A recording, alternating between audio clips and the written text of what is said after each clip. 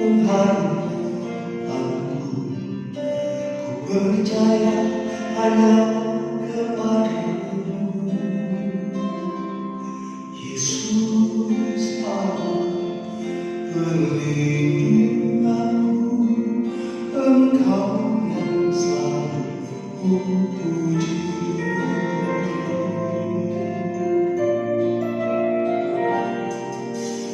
Tuhan, Kau pengharapanku, percaya hanya kepada-Mu. Yesus Allah perlindunganku, Engkau yang selalu kupuji.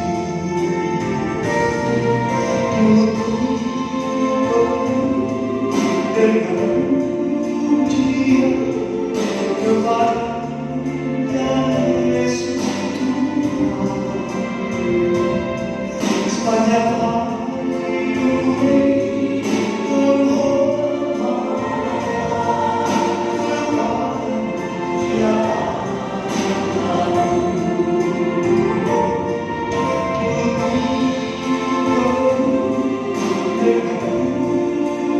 hidup kepada Yesus.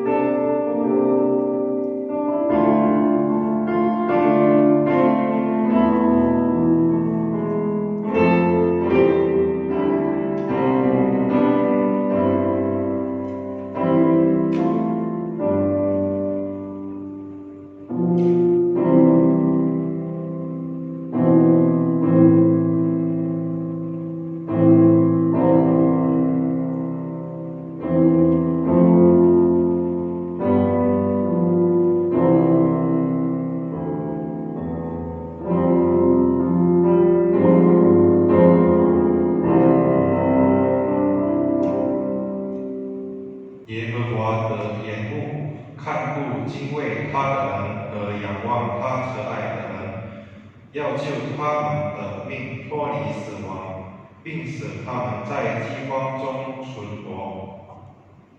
Sesungguhnya mata Tuhan tertuju kepada mereka yang takut akan Dia, kepada mereka yang berharap akan kasih setianya untuk melepaskan jiwa mereka daripada maut dan memelihara hidup mereka pada masa kelaparan.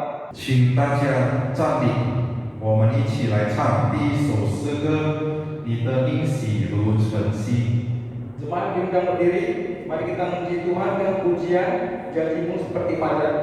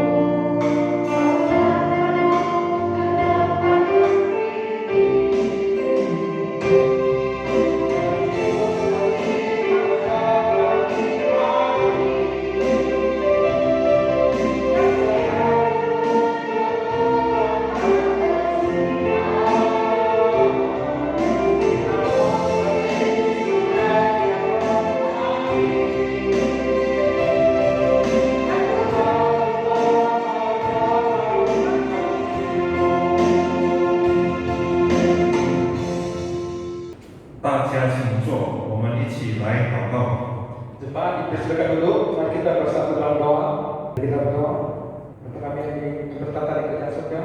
Terima kasih Tuhan atas kesempatan Kau berikan kepada kami Tuhan datang ke tempat ini dan pagi ini Tuhan, ini kami dapat melakukan ibadah online Tuhan. Tuhan, sertai kami Tuhan dan kuduskan kepada Tuhan. Tuhan, supaya kami tidak layak untuk melayani Kau tempat ini. Tapi karena kasih Tuhan, kami dilayani Tuhan. Tuhan, kami sudah menyerahkan kepada-Mu pagi ini. Tuhan, berapa-Mu, biarkan Kau yang pimpin kami Tuhan dari awal, pertengahan hingga akhir Tuhan. Pujilah pada Allah. Dalam nama Yesus kami berdoa kami ini. Amin. 在圣洁的神面前，我们以谦卑的心来跟罪祷告。首先，我们来唱第二首诗歌《神色理睬的》。 Di hadapan Tuhan yang Maha Kudus, mari kita rendah diri mengakui dosa sebelumnya. Mari kita memuji Tuhan dengan pujian Allah peduli.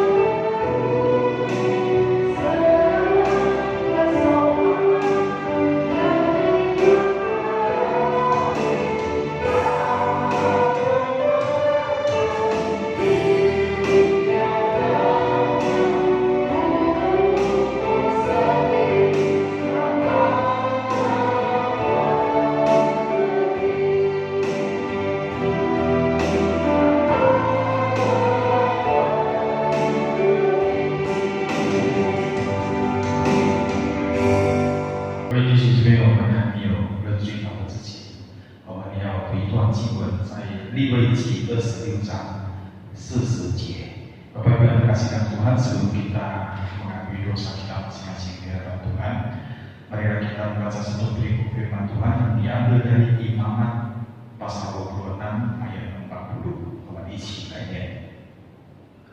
他们要承认自己的罪和他们祖宗的罪，就是干犯我的那罪，并且承认自己行事与我反对。Tetapi bila mereka mengakui kesalahan mereka dan kesalahan nenek moyang mereka dalam hal berubah setia yang dilakukan mereka terhadap aku dan mengakui juga bahwa hidup mereka bertentangan dengan hendakku. 我们一起来祷告。这位天父上帝，我们再次来到主面前，谢谢你今天早上你再次给我们机会，能够来到你面前来敬拜你。虽然在这个非常遗憾的一个情况，是我们无法聚在一起，让我们只能在家里来敬拜你。可是我们要献上感恩，天父上帝。首先，我们要承认我们是个罪人，我们要承认我们在每一天的生活里头，我们忽略了你的存在，忽略了你的大能。我们时常在我们每一天的日子，常常靠自己的力量做人不该做的事情。很多时候也是因为别人某某事情，使我们跌在罪中。主啊，求主再次给我们机会悔改，再次给我们机会远离罪恶，靠你的宝血，靠你牺牲的爱，求主再次赦免我们的一切罪孽。求主再一次洗净我们的生命，让我们的生命完全是属于你的，让我们的生命实在能够彰显主的荣耀。天父上帝，求主不断的来塑造我们的生命，让我们的生命越来越像耶稣基督的生命，也求主教导我们，使我们的生命完全能够遵守你的命令，使我们的生命都能够被你接纳。主啊，谢谢你，我们将我们每一个人完全交在主的手中，求主掌权。这个是我们的认罪祷告，求主垂听。我们如此祷告交托，奉耶稣基督的名祈求，我们一起来念主祷告。我们在天上的父，愿人都尊父的名为圣，愿父的国降临，愿父的旨意行在地上，如同行在天上。我们罪恶的影子，今日赐给我们，赦免我们的罪，如同我们赦免得罪我们的人，不叫我们遇见试探，拯救我们脱离凶恶。因为国度、权柄、荣耀，皆是父的，直到永远。阿门。请大家仍然站立，我们一起来宣读我们的信仰《使徒信经》。 Jemaat dipersilakan tetap berdiri, mari kita mengucapkan pengakuan kepada Rasul itu. 使徒信经，我信上帝全能的父，创造天地的主。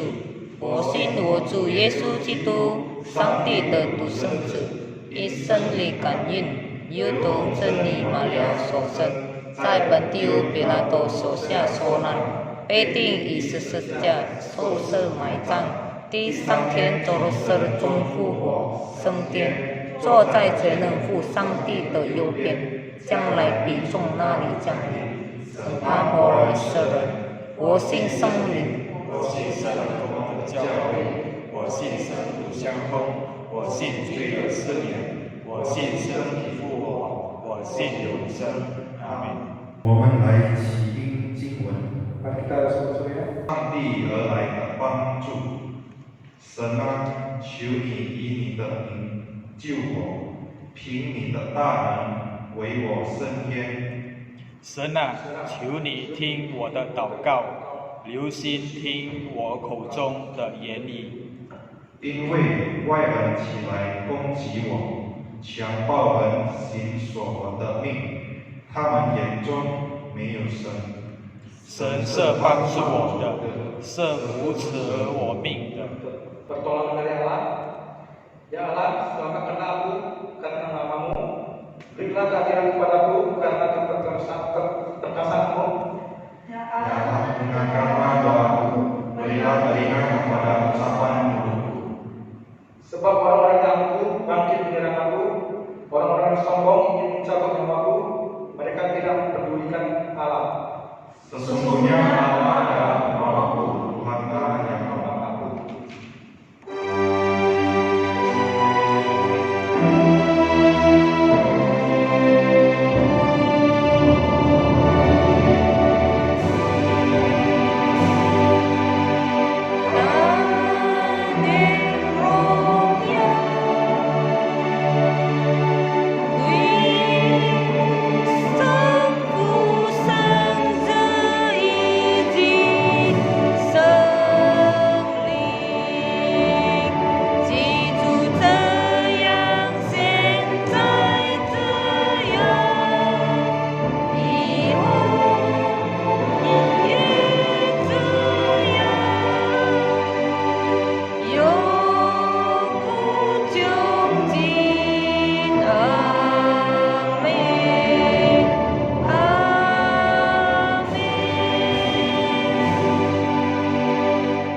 接下来，我们请卫理实一消学生来献诗。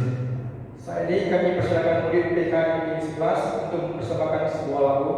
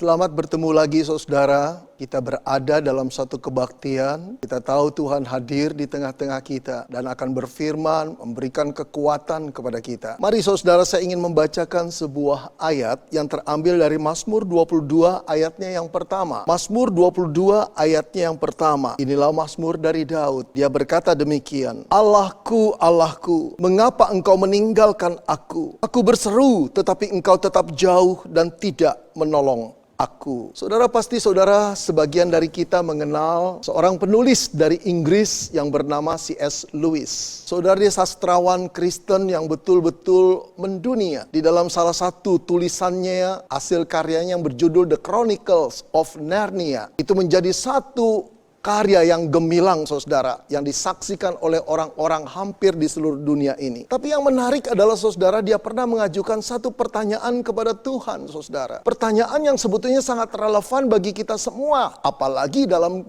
situasi yang kita hadapi belakangan ini. Apa yang dia tanya kepada Tuhan saudara? Dia berkata begini, Tuhan, mengapa engkau lebih mudah ditemui saat hidup ini berjalan lancar? Tetapi begitu sulit aku ketemui ketika hidup ini, saudara, aku membutuhkan pertolonganmu. Kenapa Tuhan? Saudara yang dikasihi Tuhan, saya yakin ada banyak orang yang mengiyakan perkataan daripada C.S. Lewis ini. Ada kebenaran di dalamnya. Tuhan lebih mudah diketemui saudara saat hidup kita berjalan lancar. Tapi betapa sulitnya untuk menemui beliau ketika kita membutuhkannya. Dia menghilang entah kemana. Apalagi di dalam situasi COVID seperti ini saudara. Ada banyak anak Tuhan yang mengalami banyak persoalan. Baik persoalan kehidupan, baik persoalan penghasilan, kesehatan, macam-macam yang menekan jiwa banyak anak-anak Tuhan.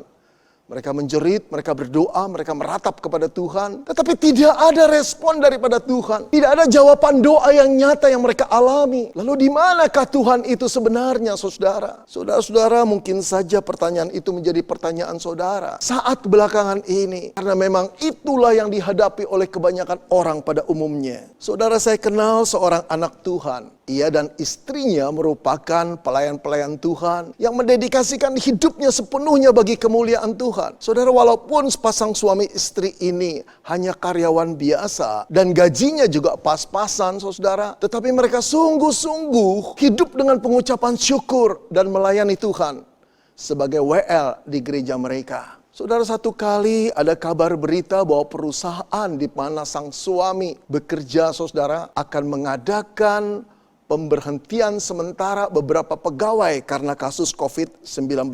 Oh saudara, sang suami berdoa kepada Tuhan agar ia dihindari dari pemutusan pekerjaan ini. Tetapi apa kenyataannya saudara? Ketika pengumuman itu keluar, namanya tercantum di daftar orang yang harus dirumahkan. Saudara, terpukullah dia. Namun jauh lebih terpukul saudara ketika dia pulang ternyata istrinya juga mendapat perlakuan yang sama di perusahaannya. Saudara-saudara, betapa menakutkannya jalan hidup mereka di depan. Sudah terbayang saudara, bulan depan mereka harus membayar kontrak rumah. Ada 13 kali cicilan motor yang harus mereka bayar. Masih 13 kali. Belum cicilan TV, belum biaya hidup, belum dukungan buat orang tua mereka. Oh saudara-saudara yang dikasihi Tuhan, terbayanglah kesulitan-kesulitan yang akan mereka alami. Belum genap 3 bulan saudara, kesulitan itu benar-benar menjadi-jadi. 3 bulan tanpa penghasilan, sungguh merupakan badai yang begitu berat di dalam kehidupan mereka. Mereka menangis kepada Tuhan, mereka meratap, mereka berdoa, mereka berseru, Tuhan tolong kami. Tapi Tuhan tidak menjawab saudara. Tuhan tidak berespon, Tuhan tidak membuat jalan keluar. Mereka mengeluh seolah-olah mereka ingin berteriak, di mana engkau Allahku? Di mana engkau? Tolong kami. Saudara-saudara yang dikasihi Tuhan, apakah pertanyaan itu juga relevan bagi saudara? Saat belakangan ini jiwa saudara terhimpit oleh berbagai persoalan. Engkau meratap, engkau menjerit, engkau berdoa, engkau berseru kepada Tuhan agar Tuhan menolongmu. Tapi kebanyakan kita mendapatkan respon yang diam dari Tuhan. Tak ada tanggapan dari Tuhan. Barangkali engkau merasa diabaikan Tuhan, dianggap sepi. Satu pertanyaan besar yang ada dalam dirimu dan diriku barangkali adalah, di mana engkau Tuhan saat kami membutuhkan pertolonganmu? Di mana engkau? Saudara yang dikasihi Tuhan, kalau kita melihat Alkitab, ternyata para nabi pun mengalami perasaan yang sama di tengah-tengah pergumulan yang hebat. Saudara, saya ingin mengisahkan beberapa. Yang pertama, Daud. Saudara, sejak Daud hendak dibunuh oleh Saul, Raja Israel yang pertama. Karena iri hatinya, dimanapun dia ada, dia diburu oleh tentara kerajaan Israel. Daud terpaksa melarikan diri saudara. Dari gurun ke gurun, bersembunyi dari gua ke gua, penuh ketakutan dan kecemasan saudara. Saudara, di dalam kefrustasian Daud, letih, lesu jiwa dan fisiknya. Dia berseru kepada Tuhan. "Allahku, Allahku, mengapa engkau meninggalkan aku?" Itu tertera dari Mazmur yang kita baca tadi, Mazmur 22 ayat yang pertama. Kisah lain, saudara, saya ingin pergi pada orang yang bernama Ayub. Seorang yang kaya raya, pedagang yang sukses, yang Alkitab katakan Ayub adalah orang yang saleh, jujur, takut akan Tuhan, menjauhi kejahatan. Tapi saudara tahu, satu kali musibah datang menimpa di dalam hidupnya berturut-turut, saudara. Ternak-ternaknya dirampok orang, ladang-ladangnya dijarah orang. Kemudian putra-putrinya yang sedang berpesta dalam satu rumah mati binasa seketika bersama-sama ketika bencana alam terjadi. Lalu setelah dia pilotnya, saudara, badannya penuh dengan borok dari ujung rambut sampai ujung kaki, saudara. Hidupnya seperti gembel sampai istrinya menghina dia dan akhirnya meninggalkan dia. Saudara, di tengah kefrustasian Ayub, Ayub mencari Allah, Ayub memohon kepada Allah, Ayub menjerit kepada Allah. Namun di mana Allah? Saudara, dengarkanlah keluhan Ayub yang berkata, "Sesungguhnya kalau aku berjalan ke timur, ia tidak kudapati di sana. Atau ke barat, tidak kudapati dia. Di utara ku cari dia, dia tidak tampak. Aku berpaling ke selatan, aku tidak melihat dia." Oh, saudara-saudara, betapa sedihnya. Satu, ungkapkan perasaan Ayub yang kehilangan Allah justru pada saat-saat dia membutuhkan Tuhan. Saudara-saudara, sebenarnya Allah itu di mana saat kita menghadapi persoalan hidup yang begitu berat? Apakah Allah masih peduli kepada kita yang disebut anak-anaknya? Mengapa pertolongannya tidak datang segera mungkin? Apakah dia puas melihat kita menderita, penuh kesakitan, keterancaman, kegelisahan? Sebenarnya Allah itu di mana? Saudara-saudara, mari kita menelusuri Alkitab lagi untuk melihat Allah itu ada di mana pada saat umatnya mengalami persoalan berat, menjerit dan berseru untuk memohon pertolongannya. Mari kita lihat Daud, saudara. Memang sepanjang hidup Daud, saudara, hampir diwarnai oleh banyak kesulitan-kesulitan hidup. Tapi saat Daud mengalami bahaya, apakah Allah diam? Apakah Allah meninggalkan Daud? Tidak sama sekali, saudara. Allah beserta dengan Daud. Pada waktu Daud menghadapi Goliat yang tinggi besar, Allah menyertainya. Pada waktu Daud dikejar-kejar oleh Saul di dalam keadaan yang begitu berbahaya dari gua ke gua, Allah menyertainya. Pada saat Daud, saudara, dikudeta, dikejar dan dibunuh oleh anaknya Absalom, Allah menyertainya. Tidak pernah dalam kehidupan Daud Allah absen menyertai Daud. Saudara, ingatkah saudara ketika bangsa Israel mau diancam untuk dipunahkan atau digenosid oleh seseorang yang membenci bangsa Israel? Dia mempengaruhi Raja Ahasweros. Siapa yang turun membela? Esther namanya, permaisuri raja, dia keturunan Yahudi. Allah tidak nampak, bahkan di dalam kitabnya pun tidak disebut nama Allah. Tetapi bukan berarti Allah tidak hadir. Dia menggerakkan Esther untuk menjadi kepanjangan tangan menyelamatkan bangsa Israel dari kepunahan. Saudara, itu berarti bahwa Allah tidak pernah tinggal diam terhadap nasib umatnya. Walaupun dia tidak kelihatan, saudara, tapi dia menyertai umatnya. Saudara, penyertaan Allah dalam wujud yang tertinggi adalah turunnya Yesus Kristus menjadi manusia. Dia lahir sebagai manusia. Dia dibesarkan di tengah-tengah manusia.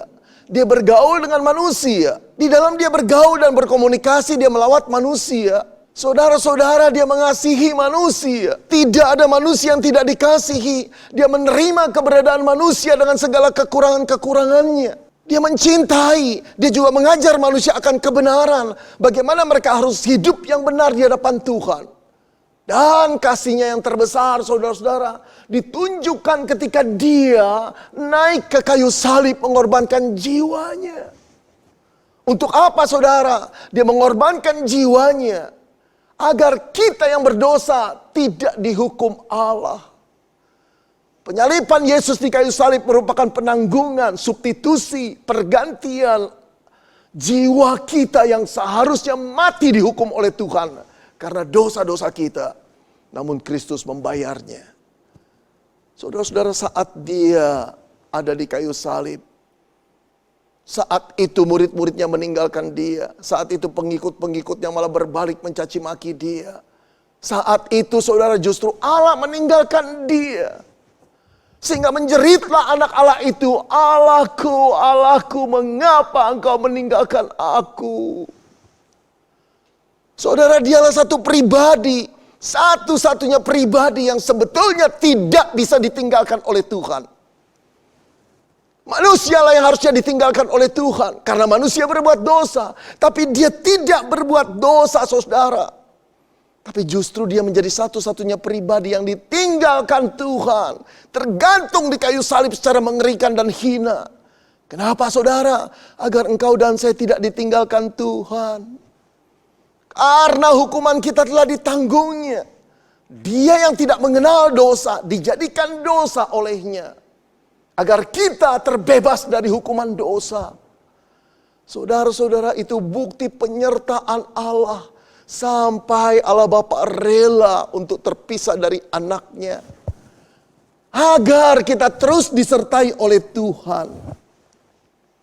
Saudara yang dikasihi Tuhan, ketika kita mengalami kesulitan, ketika doa-doa kita tidak terjawab, ketika nampaknya Allah tidak berespon dengan ratapan dan seruan kita, itu bukan berarti Dia tidak menyertai kita. Saudara, walaupun kita tidak bisa melihat hadirat Tuhan, tapi bukan berarti Tuhan tidak hadir. Tuhan tetap hadir dalam kehidupan umatnya, saudara-saudara. Oh saudara, mari ketika kita punya HP kehabisan pulsa, kita on, kita lihat sudah tidak bisa connect dengan wifi internet kita. Lalu kita mulai klik icon wifi. Di sana banyak tulisan-tulisan saudara, wifi orang lain. Barangkali ada yang namanya metafor. Ada juga signal wifi yang namanya separuh jiwaku. Ada lagi belahan cintaku. Macam-macam lah. Nah saudara, percayakah saudara? Bahwa di balik signal itu ada power. Di balik signal itu ada pribadi yang memilikinya. Nggak kelihatan.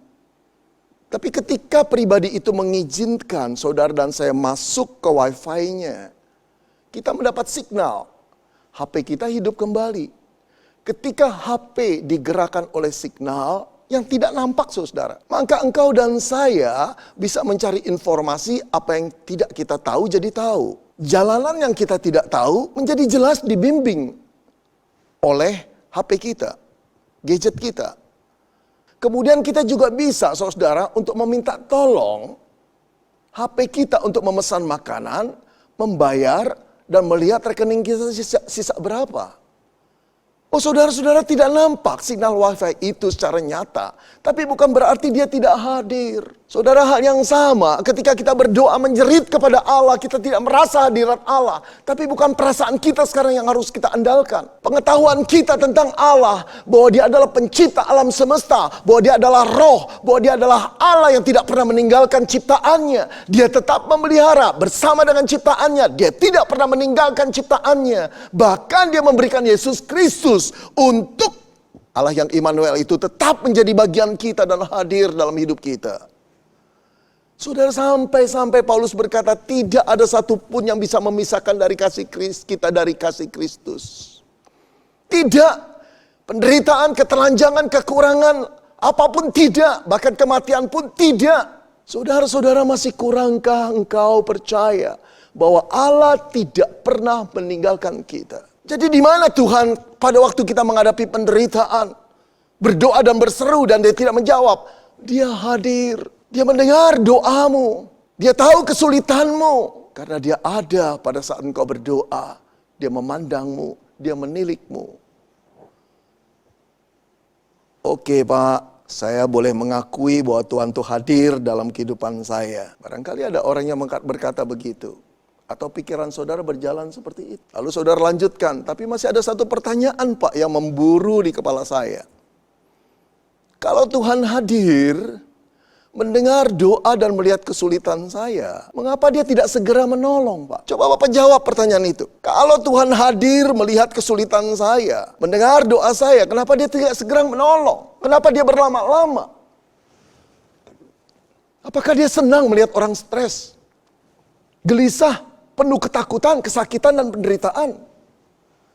Saudara-saudara, apa yang menjadi pertanyaan saudara telah menjadi pertanyaan saya sekian lama. Kalau Allah hadir, kenapa dia tidak segera menolong? Saudara-saudara, kalau kita melihat Alkitab, kita harus mengakui bahwa Allah seringkali menolong umatnya berlambat-lambat memang. Kita harus mengakui itu. Saya tunjukkan pada saudara. Ketika orang-orang Israel berada di Mesir, mereka terjajah, dipekerjakan rodi, dipaksa, bahkan anak-anak mereka pernah dibunuh.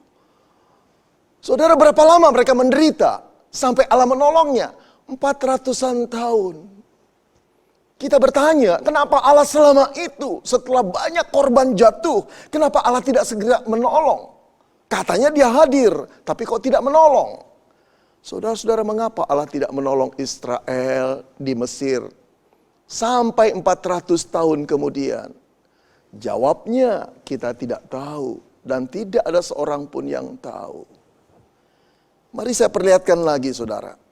Ketika bangsa Israel dijajah di Babel, sebagai orang-orang jajahan yang terbuang di sana, kehidupan mereka tidak nyaman, tidak senyaman kampung halaman mereka, bukan?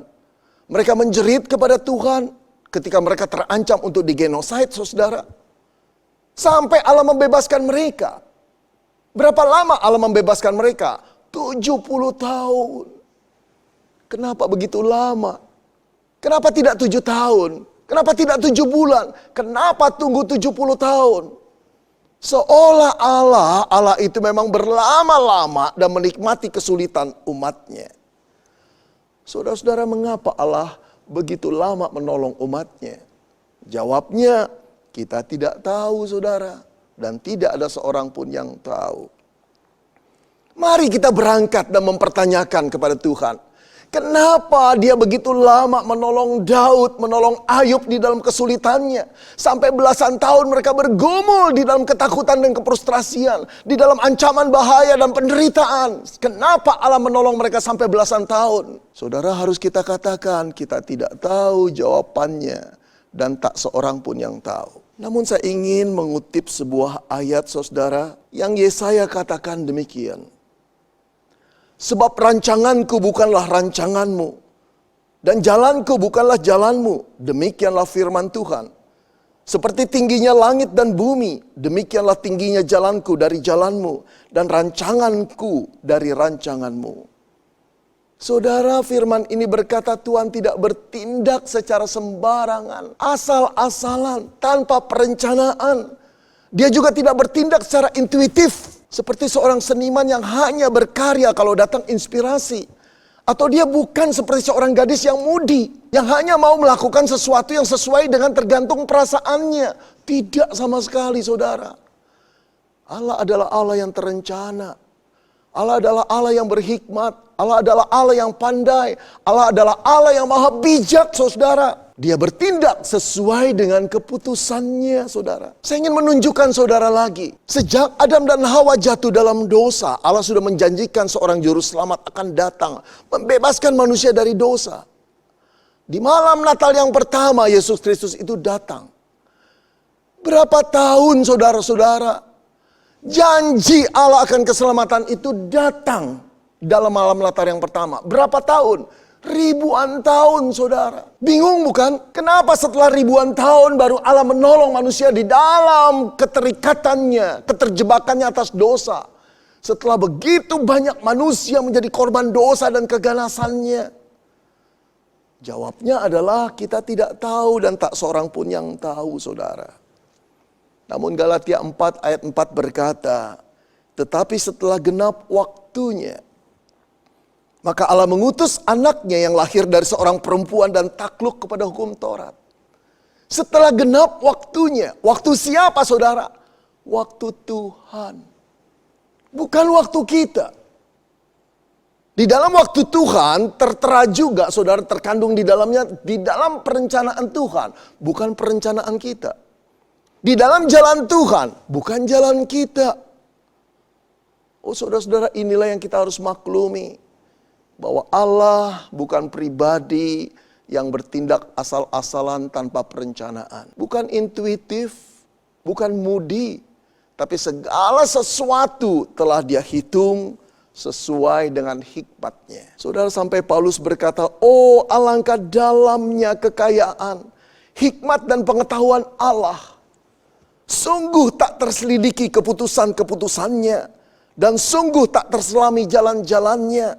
Sebab siapakah yang mengetahui pikiran Tuhan? Atau siapakah yang pernah menjadi penasihatnya? Saudara, Paulus mengakui keputusan-keputusan Allah tidak terselami. Saudara, saat manusia itu bangga ketika bisa menghitung berbagai faktor dalam mengambil keputusan. Saudara, Allah bukan cuma tahu beberapa faktor atau belasan faktor. Allah mengetahui jutaan faktor yang tidak dipertimbangkan manusia dalam mengambil satu keputusan. Jutaan faktor. Bahkan yang lebih luar biasa, Dia bisa menggerakkan, mendesain faktor-faktor itu untuk bekerja sesuai dengan apa yang Dia putuskan. Karena apa, saudara? Karena Dia Allah yang maha kuasa.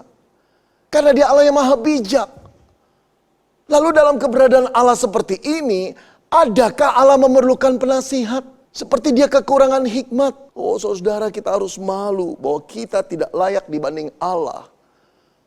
Saudara-saudari, Yesaya berkata Dia adalah penasihat ajaib. Dia penasihat ajaib. Apakah memerlukan penasihat? Saudara-saudara, jadi pada waktu Allah menahan-nahan atau merasa kita merasa Allah berlambat-lambat menolong. Saudara-saudara, itu bukan karena Allah tidak punya rencana.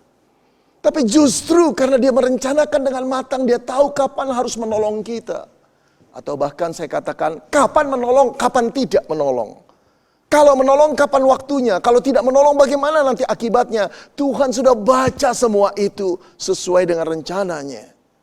Kalau begitu saudara, mari kita jawab pertanyaan. Mengapa Allah berlama-lama menolong kita? Mengapa Allah tega membiarkan kita menderita di dalam situasi-situasi yang menjepit seperti belakangan ini? Jawabnya adalah, itulah kedaulatan Tuhan. Itulah kedaulatan Tuhan, saudara. Itulah hak prerogatif Tuhan. Satu hak yang Dia punyai, yang tidak perlu Dia konsultasikan kepada yang lain. Hanya Dia yang bisa mengambil keputusan sesuai dengan Dia. Kedaulatan Tuhan. Saudara, kita sudah mengenal istilah lockdown. Karena kasus pandemi ini, bukan? Nah, mari kita bertanya, saudara, siapakah di negara Indonesia ini yang berhak untuk memutuskan satu daerah, satu kota, satu provinsi itu untuk lockdown? Apakah bupati, wali kota, gubernur? Saudara, Presiden Jokowi menegaskan bahwa satu daerah lockdown atau tidak lockdown itu wewenang daripada pusat. Yang dimaksud tentu saja Presiden, saudara. Di bawah Dialah wewenang itu. Dialah yang berdaulat memutuskan. Dialah yang mempunyai hak prerogatif untuk memutuskan lockdown atau tidak lockdown. Karena itu orang-orang di bawahnya harus tahu diri. Boleh sih saudara-saudara, Presiden Jokowi itu diberikan informasi tentang keadaan di satu daerah seperti apa. Karena beliau tidak maha tahu, bukan? Karena beliau juga tidak tahu detailnya keadaan budaya situasi lokal setempat. Oleh karena itu perlu diberi informasi agar beliau mengambil kebijaksanaan atau keputusan yang tepat. Tetapi keputusan lockdown atau tidak lockdown itu adalah hak kedaulatan Presiden. Saudara yang dikasihi Tuhan, apakah Allah akan menolong kita atau tidak? Kapan Dia menolong kita atau tidak dari persoalan kita? Itu adalah kedaulatan Tuhan. Tapi berbeda dengan seorang presiden yang membutuhkan informasi tambahan supaya mengambil keputusannya tepat. Allah tidak memerlukan informasi tambahan supaya Dia tidak salah mengambil keputusan. Allah tidak memerlukan penasihat supaya Dia jangan gerasa-gerusu menolong orang. Kapan harus ditahan, kapan harus cepat. Tidak perlu. Karena Dia adalah Allah yang maha tahu, saudara. Dia tahu segala hal yang tidak diketahui oleh manusia. Dia lebih tahu dari segala manusia yang terpandai. Dia punya data yang lebih lengkap daripada semua data apapun di seluruh dunia dikumpulkan. Karena dia pencipta alam semesta ini. Saudara-saudara, hargailah kedaulatan Tuhan. Kita boleh mengeluh, kita boleh meratap, kita boleh berseru, kita boleh berdoa, kita boleh menangis kepada Tuhan. Dan Tuhan tahu perasaan kita. Tapi akuilah dia bahwa dia berdaulat mengambil keputusannya atas diri kita. Saudara-saudara, sebelum COVID melanda Indonesia, barangkali saudara jarang dengar khotbah tentang kedaulatan Tuhan. Saudara, yang banyak saya dengar khotbah-khotbah di YouTube selalu berkisah tentang apa, saudara? Khotbah tentang berkat, kekayaan, kemakmuran, mujizat terjadi. Tanpa sadar, saudara, khotbah-khotbah seperti itu mendorong jemaat untuk meminta, mencari, menggedor pintu Tuhan agar mereka mendapatkan apa yang mereka inginkan. Saudara-saudara, beberapa pengkhotbah berkata, untuk mendapatkan lebih daripada Tuhan, bawalah persembahan lebih banyak lagi. Dengan demikian Allah yang tidak pernah berhutang akan melunaskan, bahkan menambahkan apa yang kamu beri. Saudara-saudara yang dikasihi Tuhan, tanpa sadar pula jemaat sedang diajarkan bagaimana cara menyetir Allah, memanipulir Allah, menggerakkan Allah. Apakah betul ajaran ini? Kalau gitu, itu bukan Allah yang berdaulat. Yang bisa dimanipulir, digerakkan, disetir oleh jemaat dengan pemberiannya, dengan doanya, dengan puasanya, dengan ritual agamanya. Saudara-saudara yang dikasihi Tuhan, setelah kasus COVID baru ternyata, saudara-saudara, bahwa pengajaran itu tidak benar sama sekali. Tidak ada persembahan, tidak ada pelayanan, tidak ada ibadah yang bisa memaksa Allah untuk menghilangkan COVID dalam dunia ini. Tidak ada. Tidak ada doa, tidak ada iman, tidak ada puasa, tidak ada penengkang-penengkingan untuk membuat COVID ini hilang dari muka bumi. Tidak ada minyak urapan, saudara, yang bisa mengusir COVID dan menangkal COVID dari tubuh anak-anak Tuhan orang Kristen. Tidak ada. Karena apa, saudara? Karena Allah tidak bisa dipaksa. Dia adalah Allah yang berdaulat. Bagian kita adalah let God be God. Biarkan Tuhan menjadi Tuhan. Biarkan Tuhan memutuskan apa yang kehendaknya, rancangannya. Bagian kita adalah mentaatinya, menghormatinya, tunduk kepadanya. Dan menunggu waktu Tuhan menjadi waktu kita. Saudara yang dikasihi Tuhan, ingatkah saudara pada kasus Sadrah, Mesah, Abednego, teman-teman Daniel? Ketika berada di Babel, di bawah kerajaan Babel, rajanya Nebukadnezar, yang menginginkan seluruh orang menyembah patung emasnya. Tapi Sadrah dan Mesah Abednego mengatakan tidak. Mereka ditangkap, mereka ditanya sekali lagi oleh raja, maukah engkau menyembah? Kalau menyembah kami lepaskan, kalau tidak menyembah kamu akan dibakar. Saudara, mereka berkata, kami tetap tidak akan menyembah patung Tuanku. Saudara, raja marah sekali, memerintahkan pegawai-pegawainya untuk memanaskan tungku perapian 7 kali lipat lebih besar dari semula. Menakutkan sekali. Tapi bagaimana reaksi Sadrah, Mesah, Abednego? Mereka malah berkata demikian. Jika Allah kami yang kami punya sanggup melepaskan kami, maka ia akan melepaskan kami dari perapian yang menyala-nyala itu. Dan dari dalam tanganmu ya Raja. Tetapi seandainya tidak, hendaklah Tuanku mengetahui ya Raja, bahwa kami tidak akan memuja dewa Tuanku. Dan tidak akan menyembah patung emas yang Tuanku dirikan itu. Oh saudara, inilah iman yang sejati. Iman yang tetap setia dalam keadaan apapun. Walaupun bukan cuma bahaya, kematian bisa tiba. Bagi orang percaya, apalagi kita yang telah diselamatkan di dalam Yesus, saudara. Kematian itu hanya pengantar kita bertemu dengan Yesus. Kematian itu tidak bisa dihindari. Tapi beruntunglah ketika kita mengalami kematian dengan iman di dalam Yesus. Karena dia telah mengganti hukuman dosa kita, bukan? Saudara-saudara yang dikasihi Tuhan, Kematian bisa datang pada siapa saja. Dan satu kali kelak kita seorang demi seorang akan mendapat kematian itu. Tapi berbeda menghadapi kematian dengan iman dan menghadapi kematian dengan ketakutan. Ketika kematian itu datang dan kita tetap beriman. Kalau memang Allah mengizinkan mati, itu berarti kehendaknya. Allah memutuskan atas dasar kedaulatannya. Let God be God. Jangan marah kepada Tuhan karena kedaulatannya.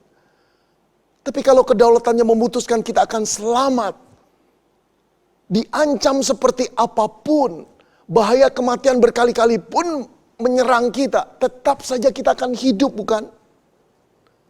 Saudara-saudara, biarlah kita beriman kepada Tuhan. Sekarang mulai belajar tentang kedaulatan Tuhan. Akuilah Dia di dalam segala situasi. Boleh berdoa, boleh berseru, boleh berharap, tapi jangan paksa Tuhan. Jangan kau berpikir karena engkau beriman, karena engkau melayani Tuhan, karena engkau memberi persembahan, karena engkau berbakti kepada Tuhan, maka Tuhan akan mengabulkan doamu. Terserah Tuhan, suka-suka Tuhan, karena Dia Allahnya, bukan kita Allahnya Tuhan. Saudara-saudara, belajarlah untuk menghormati Tuhan, mengasihi Dia dalam segala keadaan. Apakah kita hanya mau menerima apa yang baik dari Tuhan, tapi ketika kita sulit kita marah kepada Tuhan? Saudara-saudara, saya ingin sekali mengisahkan kisah seorang anak Tuhan yang bernama Michael Robert Marampe. Viral di medsos beberapa minggu yang lalu. Saudara, usianya 28 anak muda ini. Pekerjaannya adalah dokter. Ia berasal dari kota Mobagu, Sulawesi Utara. Saudara, pada dasarnya Dr. Michael ini hendak merencanakan pernikahannya pada tanggal 11 April bulan lalu. Dengan kekasihnya, dengan tunangannya yang sudah dia kenal bertahun-tahun. Orang-orang yang takut akan Tuhan pula mereka berdua ini. Saudara, tetapi karena tugas panggilannya, dia merawat orang-orang yang terpapar COVID. Mereka berunding dan menyatakan setuju untuk memundurkan atau menunda perkawinan mereka, saudara. Tetapi justru karena mereka menunda perkawinan mereka ini dan tetap melayani orang-orang COVID, Dr. Michael terkena COVID-19. Saudara, dia dirawat di rumah sakit, 8 hari lamanya dia dirawat di sana, saudara. Lalu dia mengunggah videonya yang penuh dengan simpati.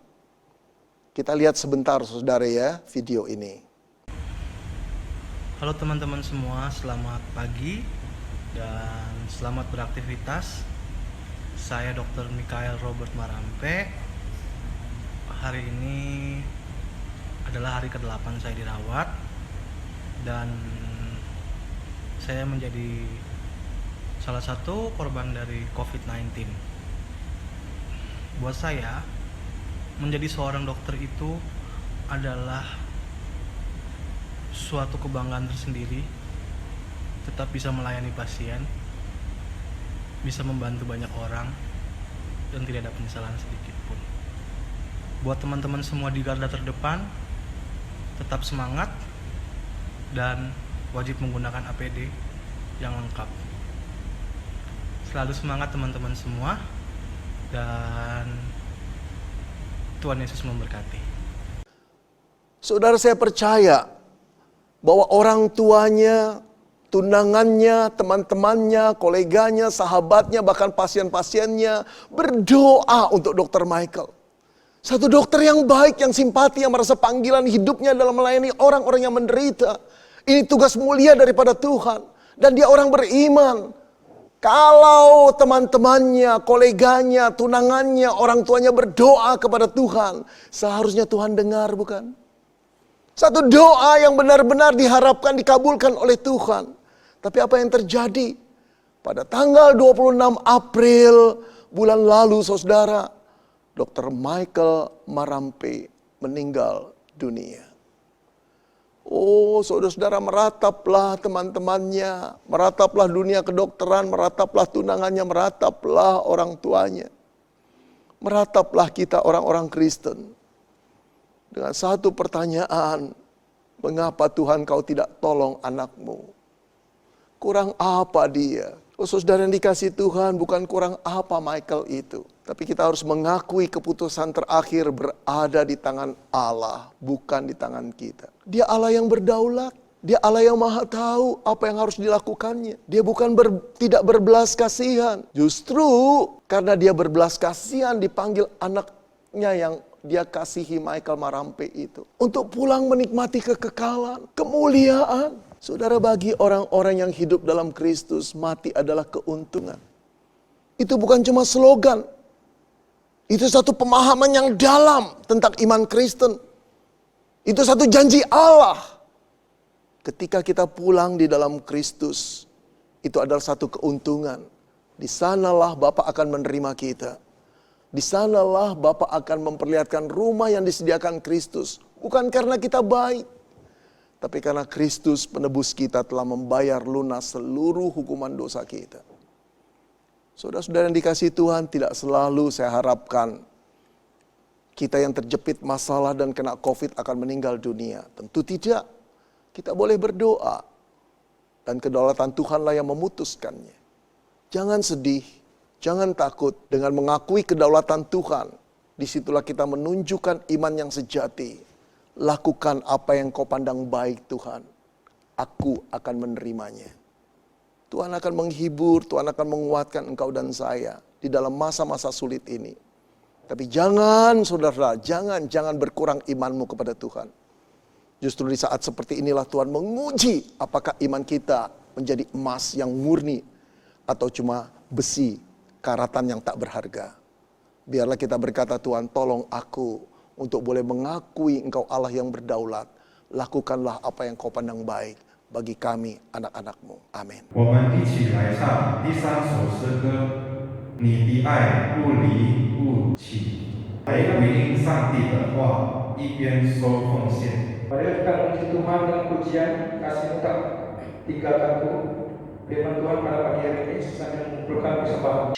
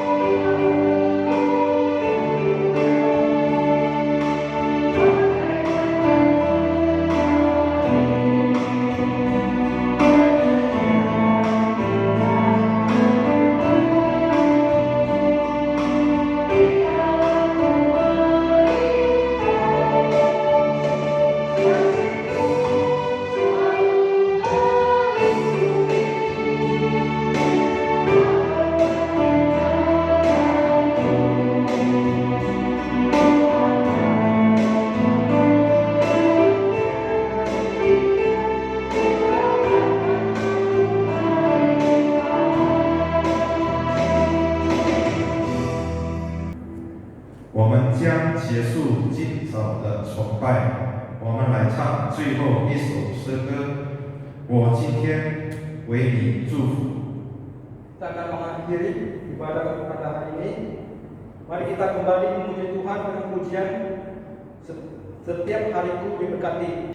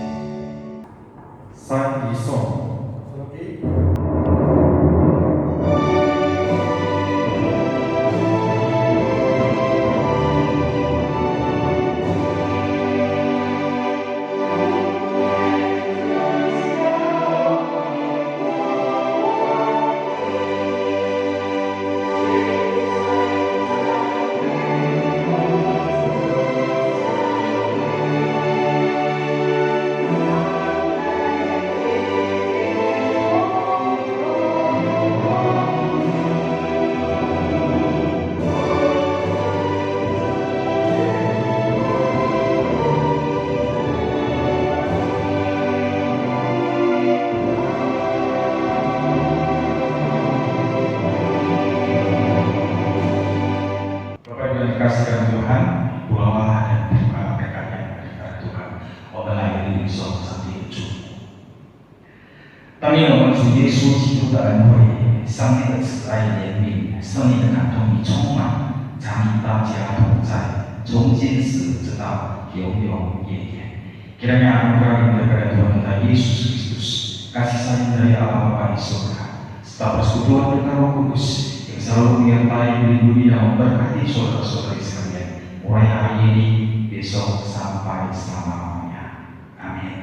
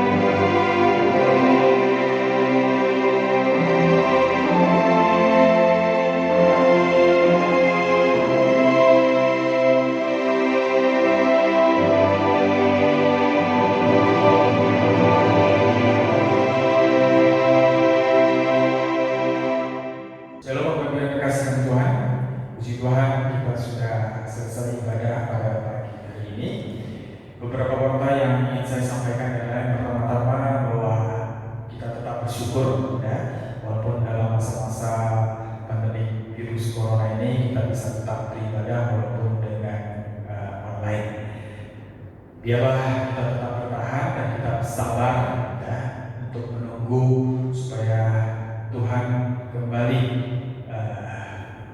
membuka jalan kepada kita semua sehingga kita bisa beribadah kembali bersama-sama di gereja.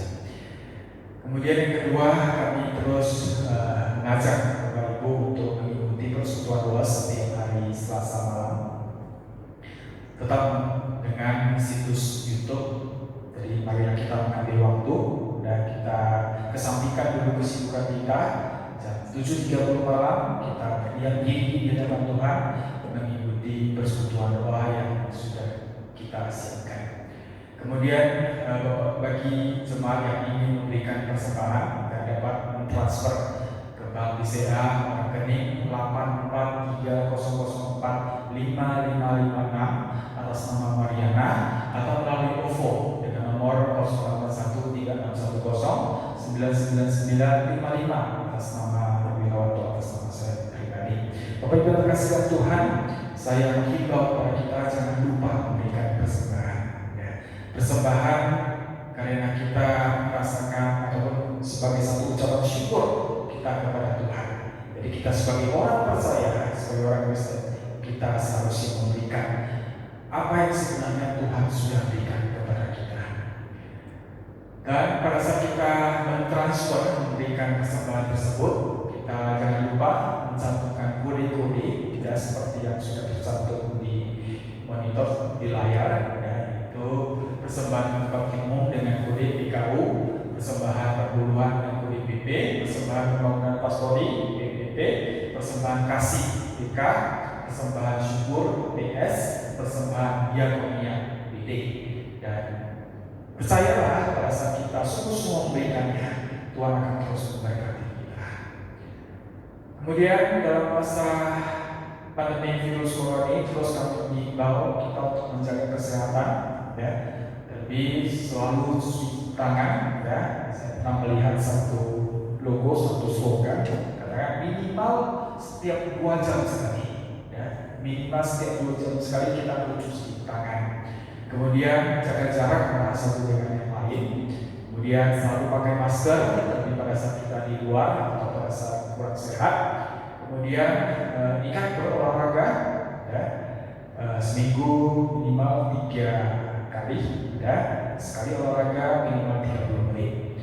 Lalu jangan lupa kita tetap harus mengkonsumsi makanan-makanan bergizi yang berprotein, kiranya bisa menambah stamina tubuh kita supaya kita tetap sehat dan kita terhindar dari virus corona ini. Itulah Bapak Ibu yang dikasihi Tuhan, bila kita terus mengandalkan Tuhan dan kita percaya Tuhan terus menyertai kita.